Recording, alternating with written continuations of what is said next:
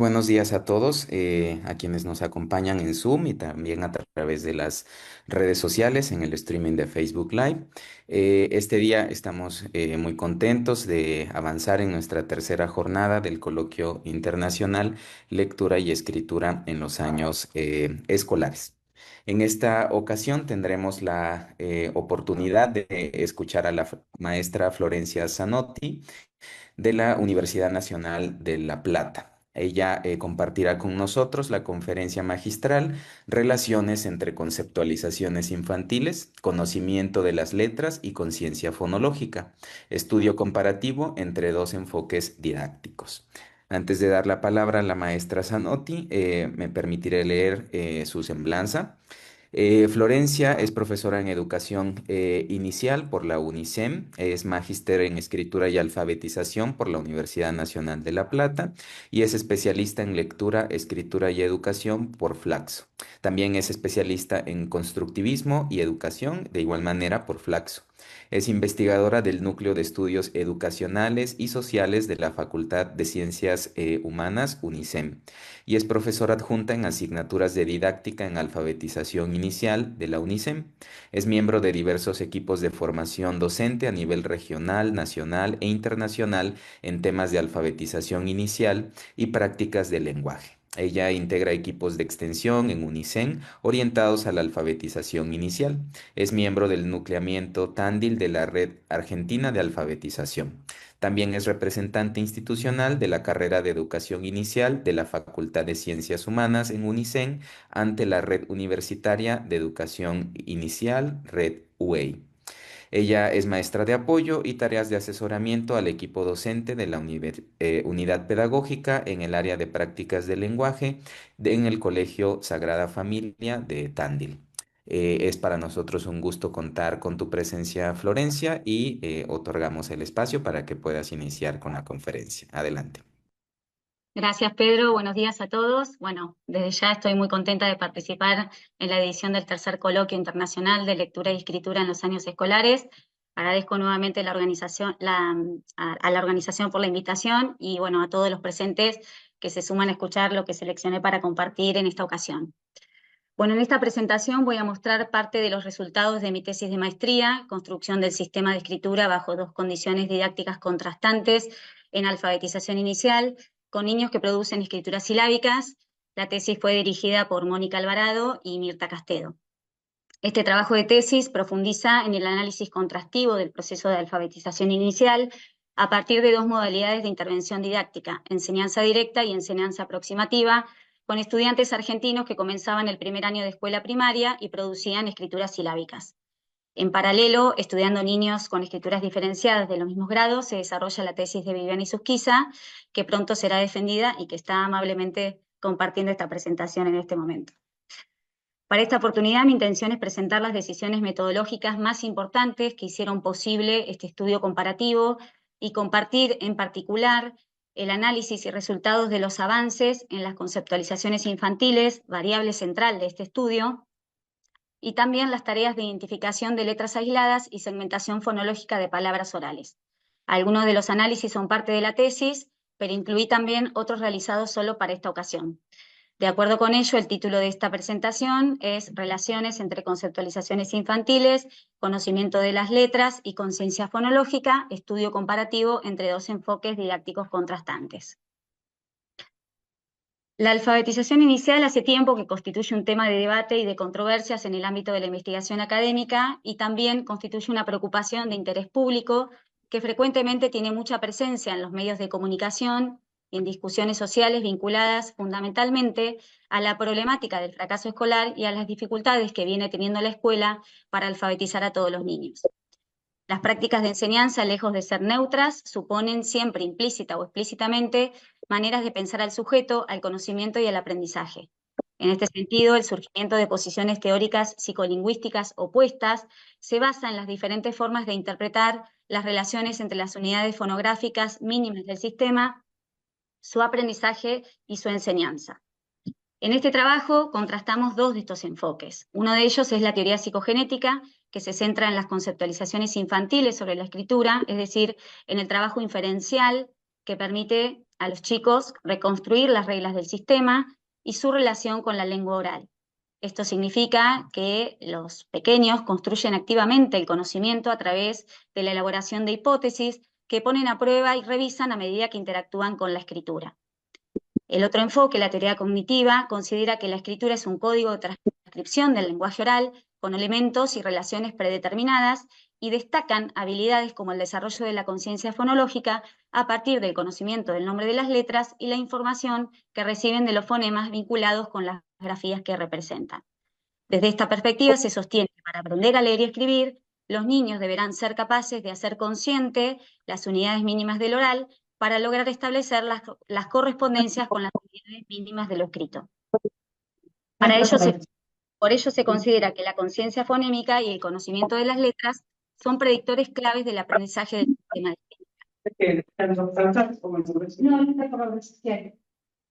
En términos didácticos, ¿se escucha bien?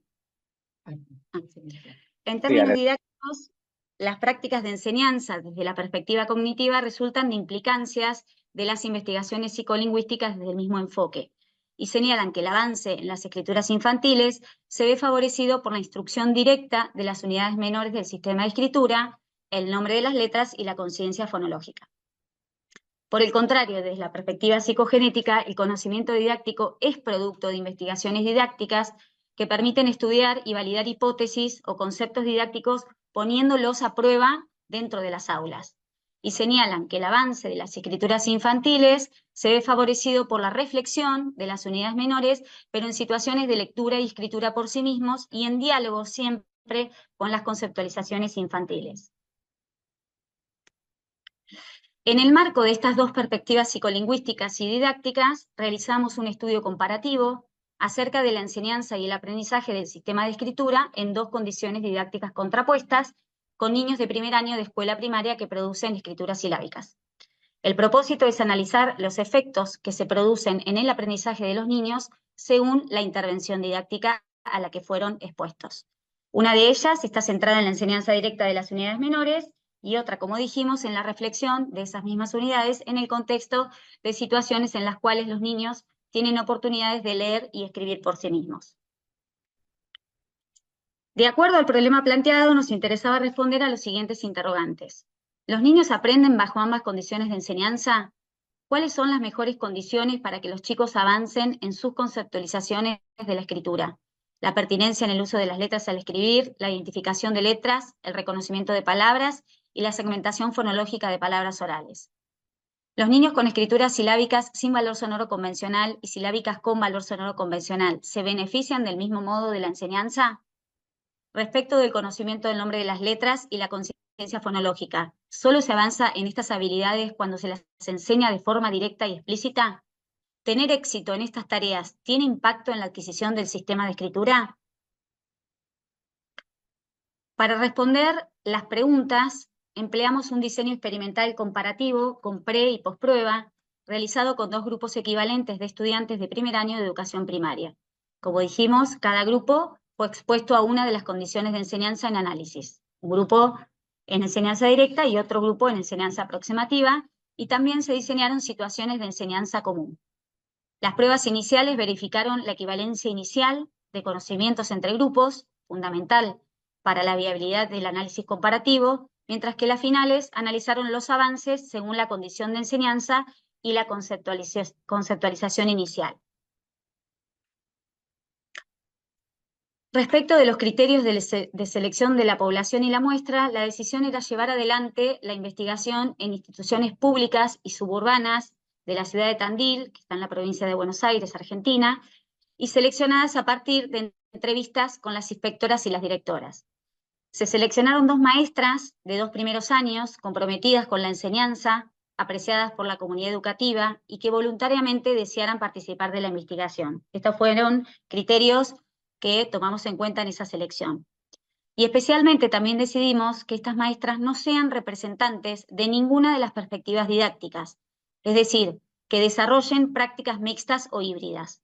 Para este último requisito, en todos los primeros años de las escuelas primarias preseleccionadas, se administró una encuesta que es una adaptación de la encuesta realizada por Huizán, Ríos y Tolchinsky, que ha sido utilizada anteriormente en el postítulo de alfabetización inicial en la unidad pedagógica que se realizó en Argentina a nivel nacional en el 2015.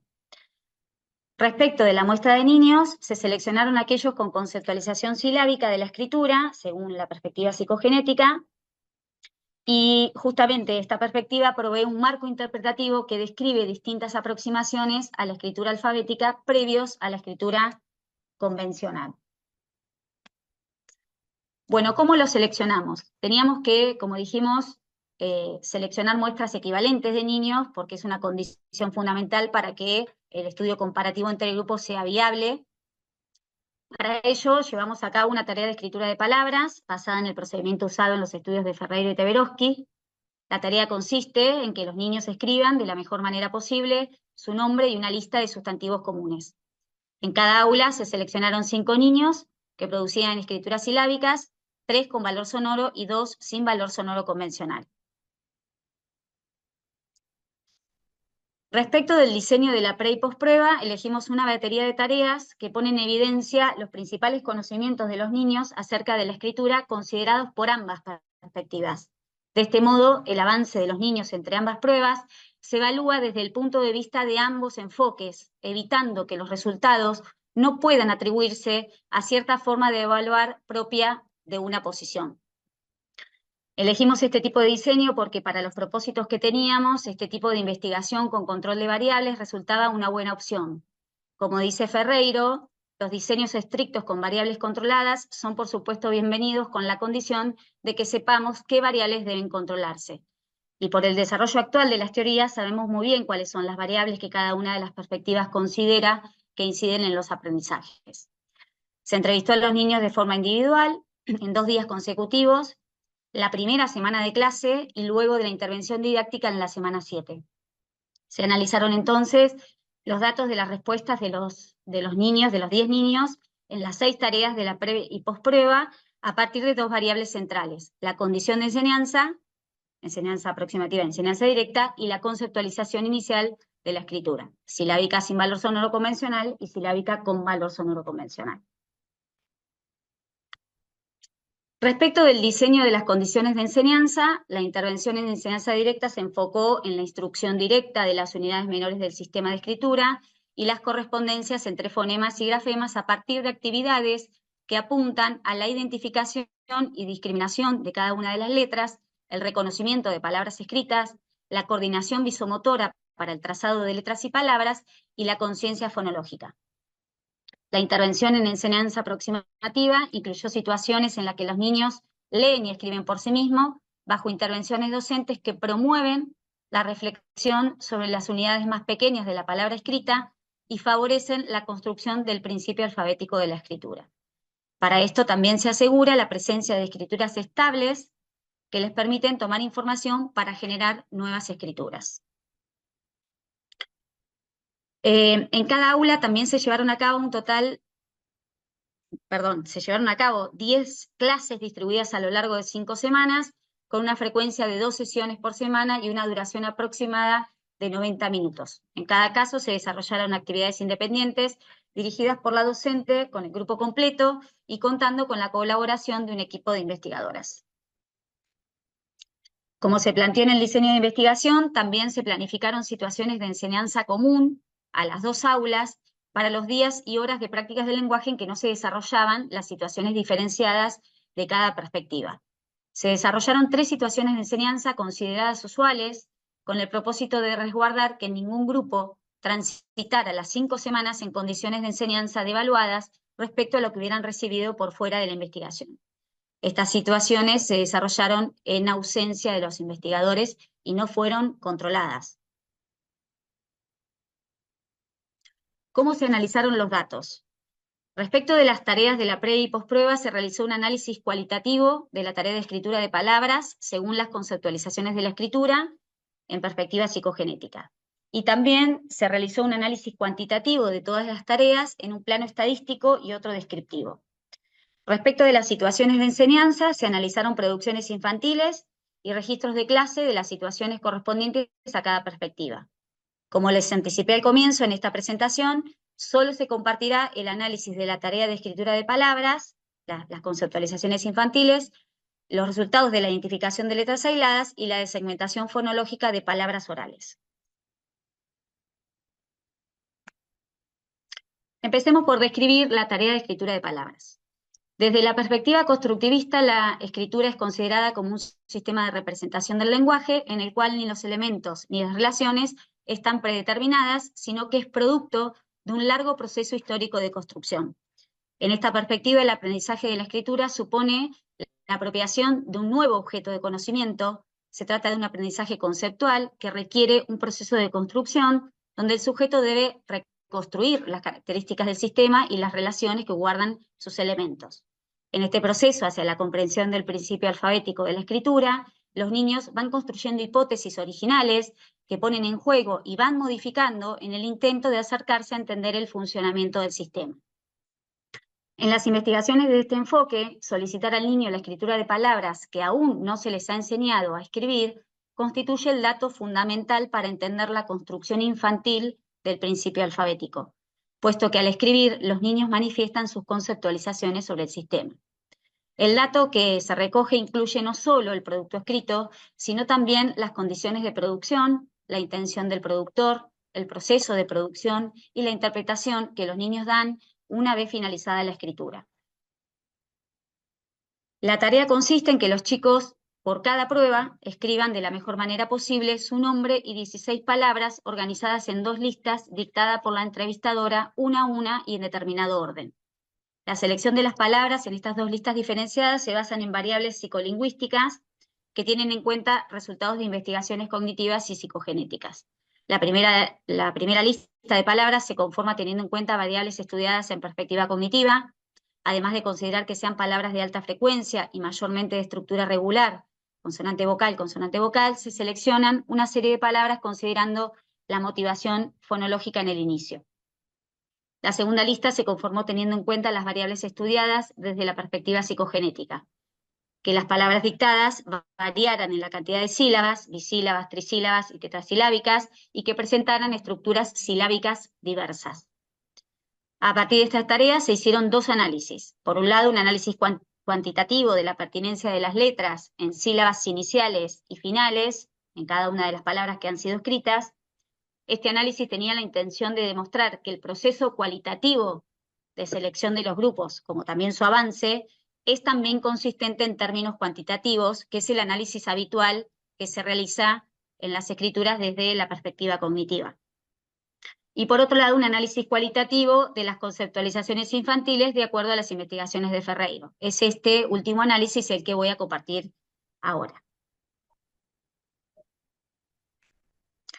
Bueno, de acuerdo a las escrituras de los chicos, se establecieron 4 categorías de respuesta en un orden de menos a más avanzada, de acuerdo a las conceptualizaciones de la escritura de las investigaciones psicogenéticas.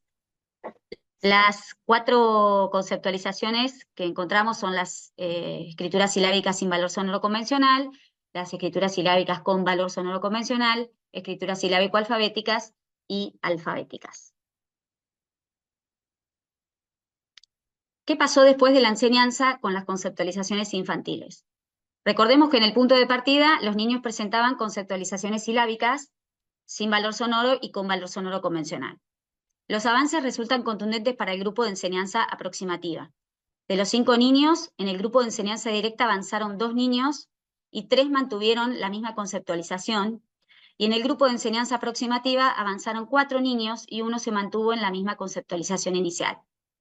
De cada grupo avanza un nene con conceptualización silábica sin valor sonoro, y con conceptualización silábica con valor sonoro avanzan todos los niños de enseñanza aproximativa y solo 1 de enseñanza directa. Estos resultados indican que la intervención en enseñanza aproximativa resultó totalmente efectiva en los niños con escrituras silábicas con valor sonoro, permitiéndoles romper la sílaba y comenzar a producir análisis intrasilábicos. Estos avances dejan en claro al menos 2 conclusiones: que los niños avanzan en la adquisición del sistema de escritura prescindiendo de tareas de entrenamiento en la conciencia fonológica y sin la enseñanza explícita y directa de los nombres de las letras, y que la enseñanza aproximativa no descuida la enseñanza de las unidades menores, porque las enseña reflexionando en situaciones de lectura y escritura por sí mismo y siempre en diálogo con las conceptualizaciones infantiles.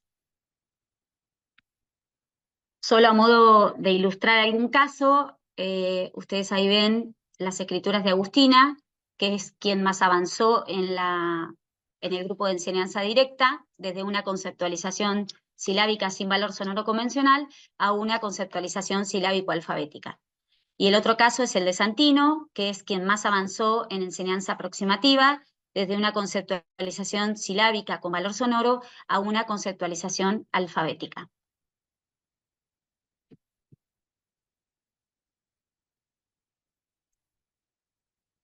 Analicemos ahora en qué consistió la tarea de identificación de letras. Dada la relevancia que la perspectiva cognitiva otorga al nombre de las letras, se incluyó esta tarea con el propósito de observar y conocer qué saben los chicos sobre las letras, si las conocen y cómo las denominan. Esta tarea es una réplica de la realizada por Cano y Vernon en el 2008 y por Norma Fernández en el 2015, y hemos encontrado también una versión similar en los estudios de Henry y Sweet en 1991.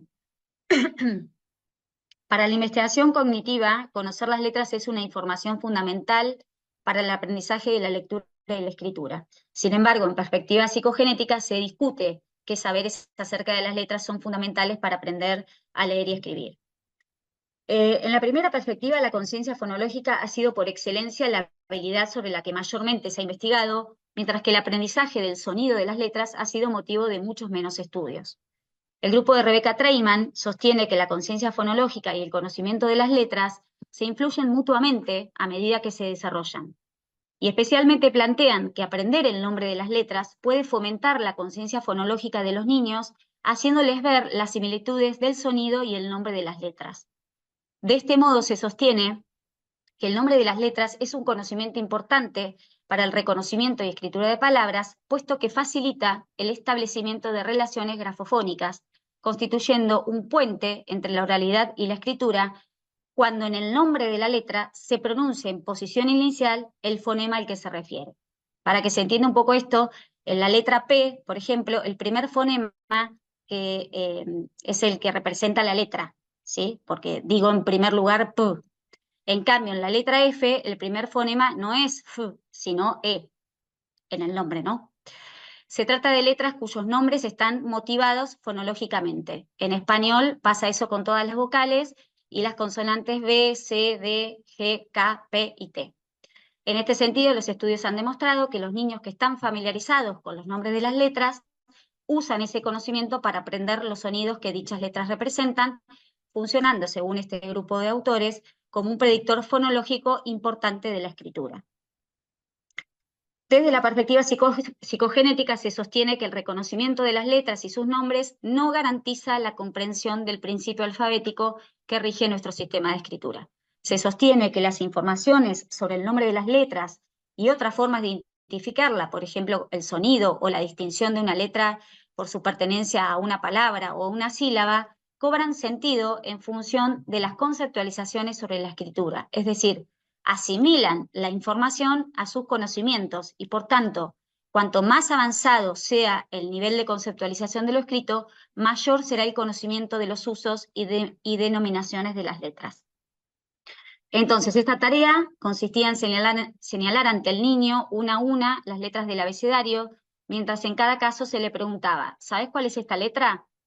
Se utilizaron 25 letras del abecedario, escritas en letra imprenta mayúscula y dispuestas aleatoriamente de forma desordenada en una tabla.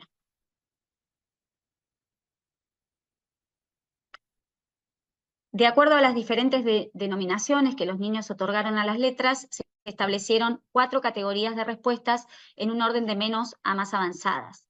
Las respuestas del tipo 1, no pertinente, son incorrectas, mientras que las 2 y 3, referencia a nombre y referencia a sílaba, tienen algún grado de aproximación. Por último, la respuesta del tipo 4 se refiere al nombre convencional, que es la respuesta correcta propiamente dicha. Si consideramos el punto de partida de los niños respecto de la identificación de letras por su nombre convencional, el grupo de enseñanza aproximativa demuestra un mejor desempeño en la identificación de letras aisladas, con un total de 19 letras más identificadas, alcanzando un total de 66 letras, mientras que los niños de enseñanza directa conocen un total de 47 letras en el punto de partida. Según la prueba de asociación, se verifica que esta discrepancia entre los grupos encontrada en la preprueba, es decir, en el punto de partida antes de la enseñanza, no supone diferencias estadísticamente significativas, con lo cual se confirma la equivalencia de los grupos en el punto de partida. Veamos entonces los avances por condición de enseñanza. Después de la intervención didáctica, los niños de enseñanza aproximativa identifican por su nombre 85 letras, es decir, un 0,68 del total. 19 letras más que en la preprueba. Mientras que los niños bajo condición de enseñanza directa identifican 87 letras, 0,69 del total, 40 letras más que en el punto de partida. Entonces, los niños de enseñanza directa, evidentemente, fueron quienes más avanzaron después de la intervención didáctica, con un promedio de 9,4 letras en la preprueba y 17,4 letras en la posprueba. Este avance es exactamente el doble de lo que lograron los niños del grupo de enseñanza aproximativa. Analicemos ahora la identificación de letras en la preprueba de acuerdo a las dos conceptualizaciones. En el punto de partida, los niños con escrituras menos avanzadas no alcanzan a reconocer ni un cuarto de las letras, llegando a un 0,20 del total y un promedio de 5 letras por niño. En cambio, los niños con escrituras silábicas con valor sonoro convencional identifican más de la mitad de las letras, un 0,62 entre vocales y consonantes, lo que alcanza un promedio de 15 letras y medias por niño. Se nota marcadamente la diferencia entre un grupo y otro de acuerdo a sus conceptualizaciones. Entonces, como demuestran numerosas investigaciones en perspectiva psicogenética constructivista, hay una relación entre conceptualización y conocimiento de las letras, que dice que a conceptualizaciones más avanzadas hay un mayor conocimiento de las letras. Los datos tienen sentido en tanto los niños que producen escrituras silábicas con valor sonoro convencional tienen un mayor dominio del valor sonoro de las letras. Estos datos, una vez más, validan que las conceptualizaciones son un indicador válido de análisis. Veamos qué pasó después de la enseñanza si se sigue sosteniendo esta misma tendencia en la posprueba. Los niños con escrituras silábicas con valor sonoro convencional, con un 0,82 letras del total identificadas, demuestran un mejor desempeño en la tarea que los niños con escrituras silábicas sin valor sonoro convencional, que no llegan a la mitad con un 0,48 del total de letras identificadas. Se confirma entonces la tendencia de la preprueba y los aportes de estudios precedentes que dicen que a conceptualizaciones más avanzadas hay un mayor conocimiento del nombre de las letras y viceversa, a menor conceptualización de la escritura, menor conocimiento del nombre de las letras. Sin embargo, lo que hay que decir, según los datos de este estudio, que la brecha entre los dos grupos se achica y la diferencia es mucho menor que los arrojados en la preprueba. ¿Por qué? Porque son los niños con escrituras silábicas sin valor sonoro convencional los que más se beneficiaron de la enseñanza en lo que respecta a la identificación de letras, alcanzando un promedio de 7 letras más identificadas.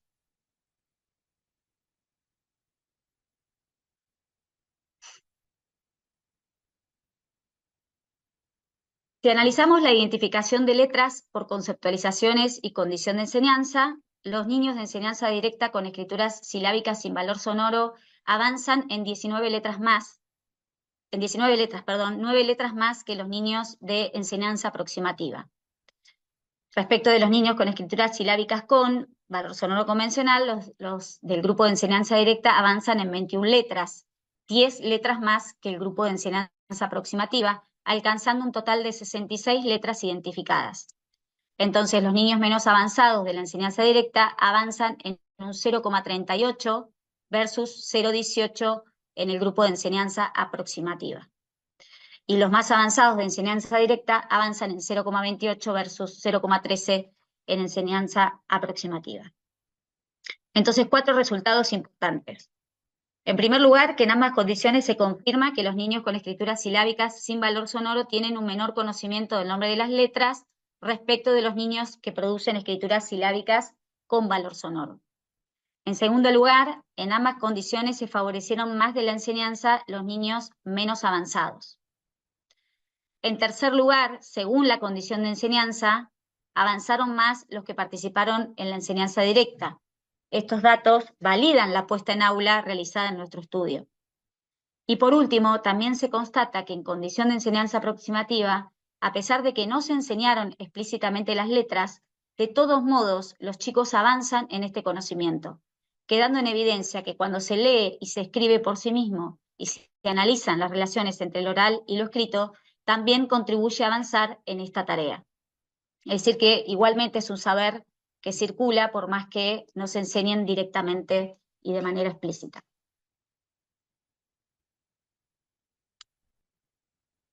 Veamos en detalle las letras identificadas por cada niño y sus conceptualizaciones en la preprueba y la posprueba. Observen qué heterogéneo es el desempeño de los niños en la identificación de letras, aún pensando lo mismo del sistema de escritura. Los niños con escritura silábica sin valor sonoro convencional, sea en la preprueba o en la posprueba, asumen un rango de entre 0 y 16 letras identificadas. Por su parte, los niños con escrituras silábicas con valor sonoro convencional asumen un rango entre 10 y 25 letras.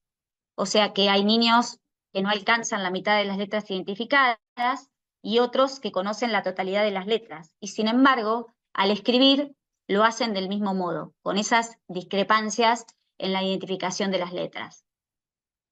Los niños con escrituras silábicos alfabéticas identifican entre 14 y 22 letras. Es un rango muy similar a los niños menos avanzados, a los niños con escrituras silábicas con valor sonoro, y sin embargo escriben de forma mucho más completa.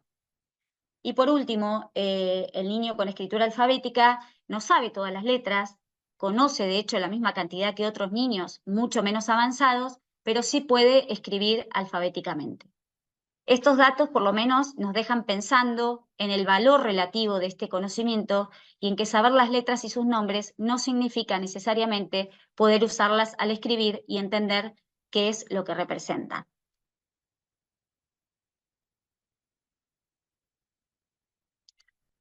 Un último análisis más de esta tarea. Para seguir abordando cuál es la relevancia de conocer las letras, es decir, si efectivamente es un conocimiento que influye en poder usarlas con valor sonoro convencional cuando escriben, analizamos conjuntamente la tarea de letras y la tarea de escritura. Para eso seleccionamos de la lista de palabras que escribieron las 3 que tenían inicios motivados, es el caso de perro, venado y cerdo, y las 3 palabras con inicios no motivados, mariposa, sapo y loro. Y tomamos nota de si los niños usaban en la escritura las letras iniciales. Por otro lado, revisamos también si esas mismas letras eran identificadas o no en la tarea de letras aisladas. Con estos datos analizamos 4 relaciones posibles entre ambas variables. Si conoce el nombre de la letra y la usa al escribir, están señaladas con amarillo. Si conoce el nombre y no la usa, señaladas en verde. Si no conoce el nombre y la usa, señaladas en celeste. Y si no conoce el nombre y no la usa, las señaladas con rojo. Bueno, en estas tablas que aquí tenemos se muestran el resumen de los datos de los cuadros anteriores. Conocer el nombre de la letra evidentemente no asegura su uso al escribir. Los chicos conocen más letras de las que pueden usar con valor sonoro convencional en la escritura. Es decir, conocen la letra P por su nombre, pero no necesariamente eso implica poder usarla al escribir con valor sonoro convencional. Este dato lo vemos en 12 letras en la preprueba y coincidentemente 12 en la posprueba. Del mismo modo, no conocer el nombre de las letras no impide su uso con valor sonoro convencional al producir las escrituras. Esto también lo podemos ver con el mismo dato, 6 letras en ambas pruebas, ¿sí? En que no conocen el nombre, pero sí la usan al escribir. Y por último, respecto de la motivación de los inicios en las palabras, ¿sí? Es decir, que la primera sílaba coincide con el nombre de la letra, no pareciera haber grandes diferencias en los resultados. Es decir, que las palabras tengan inicios motivados no parece marcar la diferencia respecto de los inicios no motivados. por lo menos con los participantes de este estudio. Bueno, veamos algunas conclusiones a partir de los análisis planteados en la tarea de identificación de letras. Recordemos, en primer lugar, que en perspectiva cognitiva el conocimiento sobre las letras es una variable central, y también tengamos en cuenta que en el aula de enseñanza directa se enseñaron explícitamente el nombre y los aspectos figurales de las mismas, y en el aula de enseñanza aproximativa eso no sucedió. Entonces podemos señalar las siguientes conclusiones. Los datos de este estudio demuestran que en el punto de partida entre los grupos hay conceptualizaciones sobre la escritura que son equivalentes y conocimientos disímiles sobre las letras. Recordemos que los niños del aula de enseñanza aproximativa, en el punto de partida, identificaban más letras a pesar de tener la misma conceptualización de la escritura que el grupo de enseñanza directa. Y luego de la enseñanza, en el mismo sentido, hay un conocimiento similar sobre las letras. Los niños del aula de enseñanza directa lo equiparan al grupo de enseñanza aproximativa, pero se evidencian diferencias notables en las conceptualizaciones después de la intervención didáctica. También los datos indican que los niños del aula de enseñanza aproximativa avanzan en la identificación de letras luego de la enseñanza, a pesar de la brevedad de las mismas, es decir, no avanzan tanto como los de enseñanza directa, pero sí hacen sus avances. Por lo tanto, podemos afirmar que la enseñanza directa y explícita de las letras no es la única vía de acceso a dicha información. Los chicos también aprenden sobre las letras cuando leen y escriben palabras por sí mismos. Entonces, conocer el nombre de las letras es un conocimiento importante, desde ya, pero no suficiente ni determinante para escribir alfabéticamente. Hay niños, como vemos, que conocen todas las letras y no escriben convencionalmente, y otros que conocen igual cantidad de letras y unos escriben alfabéticamente y otros no pueden hacerlo. En este sentido, está claro también que el uso que los chicos hacen de las letras depende de las hipótesis que sostienen sobre lo que la escritura representa. Si lo pensamos en la hipótesis silábica, los niños pueden conocer el nombre de las letras, su valor sonoro convencional, y solo usar una alternativa gráfica de la sílaba. No la usan porque sostienen que va una letra para cada sílaba, no porque no la conozcan o no sepan lo que representa. Es decir, la información sobre las letras se pone al servicio de las conceptualizaciones y no a la inversa.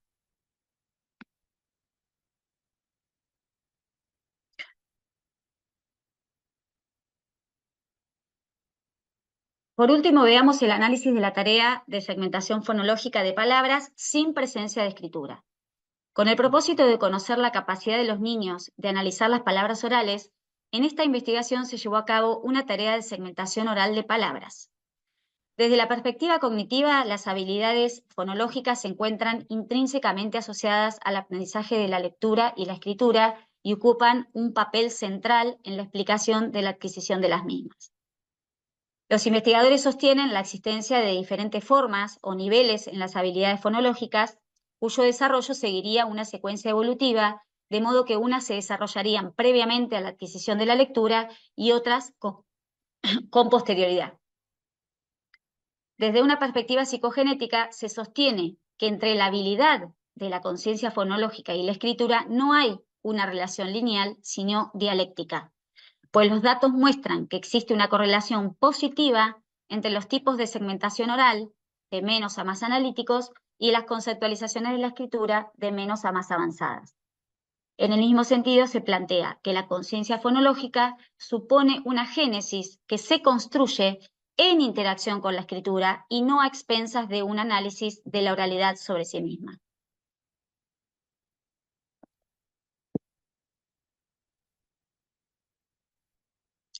De acuerdo a los tipos de segmentaciones orales realizadas por los niños, se establecieron 7 categorías de respuestas para la tarea. Las respuestas del tipo 1, en las que no se producen segmentaciones de ningún tipo, o sea, sin segmentación, son incorrectas, mientras que el resto son pertinentes y se pueden establecer entre ellas un orden jerárquico de menos a más avanzadas. La segmentación silábica es la menos analítica y la segmentación fonológica completa es la más avanzada. Entre medio hay distintas respuestas que varían en si son más analíticas o menos analíticas. En el punto de partida, en esta tarea, los grupos manifiestan un desempeño similar, con una pequeña diferencia a favor del grupo de enseñanza aproximativa, que estadísticamente no resulta una diferencia significativa según la prueba de asociación. Por lo tanto, también en esta tarea se confirma la equivalencia entre los grupos en el punto de partida. Analicemos qué pasó después de la enseñanza y cómo fueron los avances. Ambos grupos hicieron avances respecto de la segmentación de palabras sin presencia de escritura. Sin embargo, el grupo de enseñanza aproximativa demuestra un mejor desempeño y avanza más que el grupo de enseñanza directa luego de la intervención didáctica. Esta diferencia, no sé si lo dije con las letras, en ningún caso las diferencias en los avances fueron estadísticamente significativas. Bien, y en un análisis descriptivo de los datos sobre un total de 30 respuestas, es notorio el avance de las respuestas hacia segmentaciones más analíticas. En el caso del grupo de enseñanza aproximativa, después de la enseñanza, logran respuestas en la categoría más avanzada, la segmentación fonológica completa de las palabras, con un 0,20 del total, un 0,20 del total. En el caso del grupo de enseñanza directa, lo más avanzado que logran es la segmentación fonológica cuasi completa, con tan solo un 0,03 del total. Como se ve en la tabla, la segmentación silábica, aunque desciende notablemente, continúa siendo la respuesta más frecuente en ambos grupos. ¿Qué muestran los datos cuando los analizamos teniendo en cuenta las conceptualizaciones? Como se puede observar en los gráficos, los niños con escrituras silábicas sin valor sonoro convencional, lo más analítico que alcanzan es el análisis parcial de un segmento, con un 8,33 del total, y la mayor cantidad de respuestas se concentra en la segmentación silábica, ¿sí? Más allá también del gran porcentaje que hay de respuestas sin segmentación. En cambio, los niños con escrituras silábicas con valor sonoro, si bien en la preprueba no presentaron segmentaciones completas, sí consiguen respuestas de las más avanzadas en primera y segunda sílaba y también en segmentaciones cuasi completas.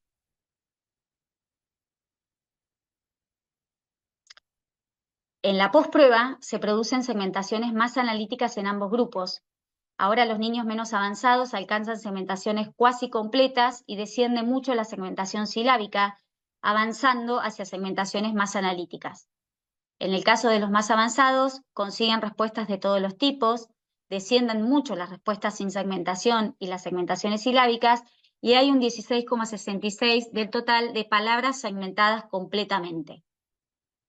Al igual que la tarea de letras, se confirma aquí lo que ya hemos mencionado y que se plantean en otros estudios sobre la correlación entre conceptualizaciones y segmentaciones fonológicas. Tanto en la preprueba como en la postprueba queda en evidencia que a conceptualizaciones menos avanzadas se presentan segmentaciones fonológicas menos analíticas y en el mismo sentido, conceptualizaciones más avanzadas presentan segmentaciones fonológicas más analíticas. Bueno, luego de este análisis arribamos a algunas conclusiones. Recordemos que en perspectiva cognitiva la conciencia fonológica constituye una variable fundamental fuertemente vinculada al aprendizaje de la lectura y la escritura. Y también tengamos en cuenta que mientras que en el aula de enseñanza directa se realizaron tareas de entrenamiento fonológico, en la otra aula no. De este modo queda en evidencia que tanto los niños del aula de enseñanza directa como los del aula de enseñanza aproximativa avanzan en la segmentación oral de las palabras luego de la enseñanza. También se constata que los niños del aula de enseñanza aproximativa, después de la enseñanza, producen segmentaciones orales más analíticas que el grupo de enseñanza directa, quedando en evidencia que posiblemente la instrucción directa en conciencia fonológica a través de ejercicios orales no sea la única vía para promover el avance de estas habilidades, pues a pesar de que no recibieron entrenamiento en conciencia fonológica, mostraron las mismas o mejores capacidades y disposición a analizar las partes de la oralidad. Entonces, el hecho de que en el grupo de enseñanza aproximativa no se realicen tareas de conciencia fonológica no significa que no haya reflexión sobre las unidades inferiores a la palabra.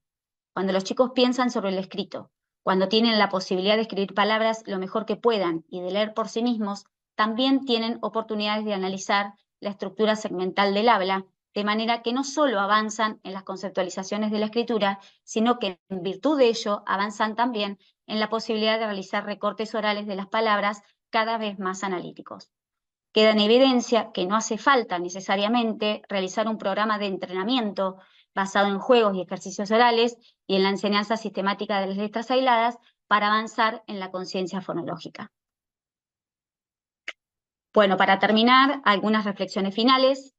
En primer lugar, los datos de este estudio, evaluados desde las variables valoradas por ambas perspectivas, confirman que no hay una única manera de enseñar, que los chicos avanzan también prescindiendo de una instrucción directa, que cuando la enseñanza se acerca al aprendizaje y se pone en diálogo con las conceptualizaciones infantiles, los chicos también aprenden. De este modo se validan las dos condiciones de enseñanza y se desacredita la afirmación de la perspectiva cognitiva cuando plantea que la enseñanza en perspectiva psicogenética perjudica los aprendizajes de los niños porque no hay enseñanza explícita de las unidades menores. Los resultados de este estudio colaboran en contraargumentar dicha afirmación sin descalificar otras formas de enseñar. En segundo lugar, aunque ninguna de las condiciones impide el aprendizaje, tampoco garantizan avances homogéneos entre todos los estudiantes. La enseñanza aproximativa, tal como se desarrolló, no solo no retrasó aprendizajes, sino que creó condiciones más favorables para avanzar en la construcción del sistema de escritura. Es decir, fue más productiva para impulsar un desarrollo conceptual. El análisis cualitativo de las conceptualizaciones de la escritura no dejó dudas de que cuando la intervención se pone en diálogo con lo que los chicos piensan, se crean mejores condiciones para que todos avancen en la construcción progresiva del principio alfabético. Es cierto que en ambas circunstancias los chicos avanzan, porque tomemos la decisión o no de hacernos cargo del proceso de asimilación, los chicos igualmente aprenden porque obedecen a esa naturaleza humana de que todo lo aprovechan para producir ideas y aprendizajes. Pero cuando la enseñanza se acerca al aprendizaje, se logran tener algunas ventajas que son claras en los datos que tenemos. Muchas gracias. Muchas gracias, Florencia, por la presentación. Pasamos ahora al momento de preguntas y respuestas. Pueden ir colocando sus preguntas en el chat para poder retomar estos cuestionamientos. También pueden alzar la manita aquí en el indicador de Zoom para poderles otorgar el turno. En lo que se obtienen otras preguntas, voy compartiendo dos que tenemos aquí ya listas. La primera de ellas es si hubo alguna motivación concreta para trabajar con niños con escrituras silábicas y prescindir de los niños con escrituras presilábicas. Considera que la dependencia al código y al conocimiento de letras puede estar presente también desde las conceptualizaciones presilábicas. Las escrituras presilábicas o diferenciadas fueron estudiados por la tesis de Viviana. Nosotros compartimos el mismo trabajo de campo en las dos escuelas y yo tomé para el análisis los niños con escrituras silábicas y Viviana estudió 10 niños, o sea, 5 de cada aula, con escrituras diferenciadas. El tema de la selección de la muestra de niños fue compleja porque en el caso de las escuelas suburbanas de la ciudad de Tandil, la población no era tan amplia y entonces fue difícil encontrar mayor número de niños de las conceptualizaciones que queríamos estudiar. De todas maneras, a decir verdad, no hubiéramos podido lidiar con una muestra más grande porque bueno, eso implicaba el seguimiento de las parejas y muchos colaboradores dentro del salón. En ese sentido fue bastante complejo eh, seguir la muestra de niños de cada una de las dos. Pero sí fueron abordadas, por ejemplo, niños con escrituras diferenciadas había muchos más, pero escrituras silábicas no teníamos para andar eligiendo. Entonces tuvimos que tomar el número más alto que había en una de las dos aulas que seleccionamos. Ok, muy bien. Siguiente pregunta. Se mencionó que los docentes participantes no tenían una perspectiva única de trabajo. Sin embargo, al asumir una perspectiva, esto puede tener un efecto en el aprendizaje, como se demostró en el estudio. ¿Qué tan conscientes son los docentes argentinos de esta toma de postura al respecto de optar por el constructivismo o por la enseñanza directa? A ver, no sé si entendí bien la pregunta, si no me decís, Pedro.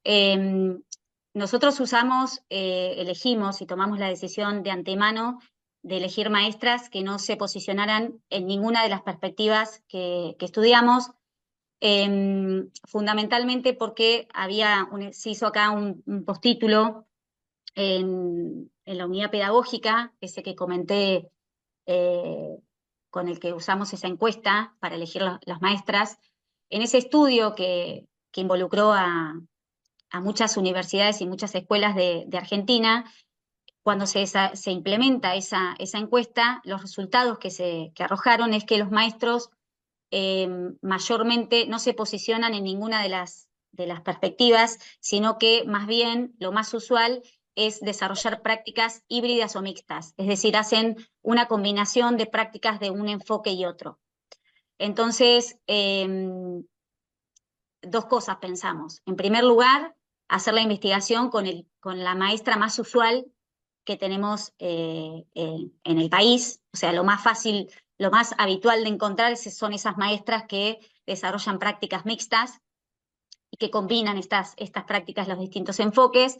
De esta manera, si bien los resultados no son para generalizar, pero sí se puede pensar que están realizados en condiciones similares a las de la mayoría de las aulas.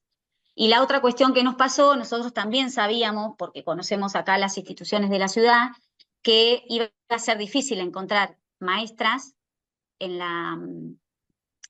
maestras de las escuelas suburbanas de la ciudad que se posicionaran fuertemente en uno y otro de los enfoques. Sabíamos que esa iba a ser una condición difícil de cumplir. Y de hecho, en la administración de las encuestas que llevamos en las distintas escuelas que fueron preseleccionadas después de la reunión con las supervisoras y las maestras, fue claro los resultados, las encuestas dieron nuevamente prácticas mixtas en ese cuestionario de preguntas que son 8 preguntas eh, de una perspectiva y 8 de la otra. Y los resultados coinciden, digamos. No hubiéramos encontrado maestras que se posicionaran en una perspectiva y en la otra. En las Ok, escuelas, acá me tiran letras, en las privadas sabemos que esas tendencias están más marcadas para un lado o para el otro, pero en las escuelas públicas no conocíamos que eso fuera posible. ok, muchas gracias. Eso también contesta la pregunta de Elena aquí en el chat sobre justamente por qué la muestra se hizo tomando a docentes de perspectivas diversas. Creo que con eso queda contestada también esa pregunta. También nos solicitan si pudieran compartirse los enlaces de las tesis. Entiendo la tuya, creo ya está disponible, y Sí, la de Viviana, entiendo, está en proceso, ¿cierto? No sé si sí. entendí bien. Sí, la de Vivi ya está depositada y se defiende el 10 de marzo específicamente. Así que estamos muy Ah, contentas por eso. Y la mía, sí, no la tengo a mano, pero está en el repositorio de la Universidad Nacional de La Plata. ok, Eh, perfecto. Sí, creo que Pablo nos está haciendo el favor ah, de compartirla por aquí. gracias. Perfecto, muchas gracias. Y igual, cuando la de Viviana sea pública y se pueda acceder, les agradeceremos mucho si Sí, nos la hacen comparto. llegar por ahí el enlace y lo compartiremos a la lista de todos los miembros del coloquio inscritos para que puedan conocer también el trabajo de Viviana. Y bueno, felicitaciones también en la transmisión y también aquí de Pablo Rosales. Es un trabajo ejemplar y bueno, él ha conseguido la tesis, dice, y nos deja el enlace por aquí también para consultar. Bien, Bueno, tenemos un buenísimo. par de minutos más por si hubiera alguna pregunta adicional, si alguien quisiera tomar la palabra directamente en el micrófono o bien colocar también sus preguntas en el chat antes de que cerremos.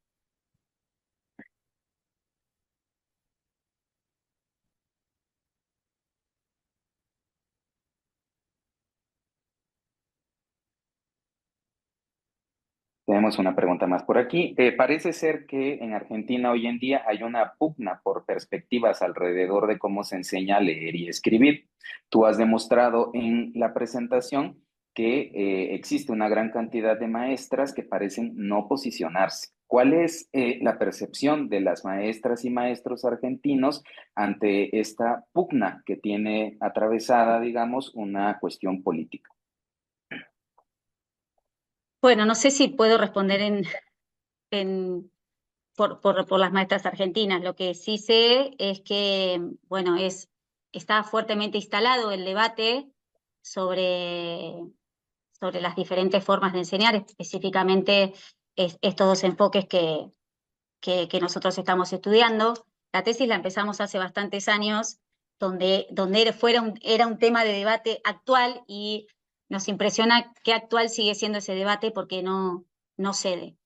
Eh, la verdad es que lo que pasa también en provincia de Buenos Aires es que, bueno, nuestro diseño curricular de educación primaria está bajo la perspectiva psicogenética constructivista, lo que no quiere decir que las aulas de, de la unidad pedagógica necesariamente trabajen desde esta perspectiva.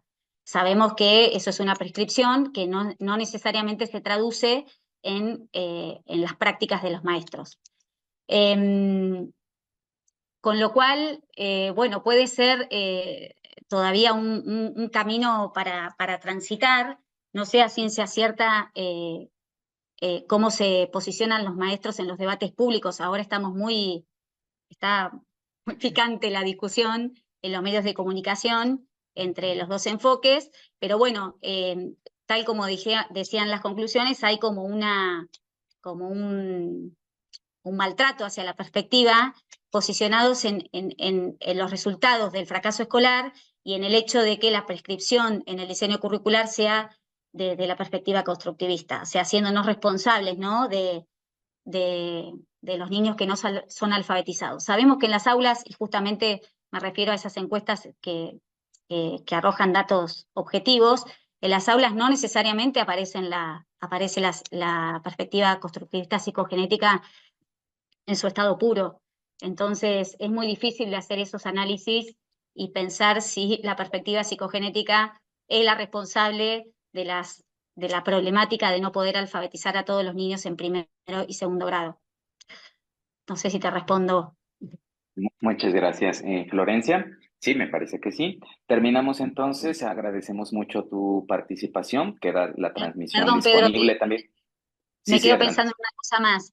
También hay mucha circulación de falacias en relación a la perspectiva constructivista, porque cuando aparecen estas críticas en los medios de comunicación, nos acusan de no hacer reflexión sobre las unidades menores, sino que confunden la perspectiva constructivista psicogenética con el enfoque más del lenguaje integral, donde hay exposición a la cultura escrita, y eso no es cierto. Digamos, se basa fuertemente la perspectiva en la intervención docente, tomando en cuenta las conceptualizaciones infantiles, y sí hay análisis de las unidades menores del sistema. El punto de discusión es la vía de acceso a esas unidades menores. No lo hacemos desde la enseñanza directa, sí lo hacemos en situaciones donde los chicos reflexionan sobre lo escrito, leyendo y escribiendo por sí mismos y en fuerte diálogo con lo que piensan sobre el sistema de escritura.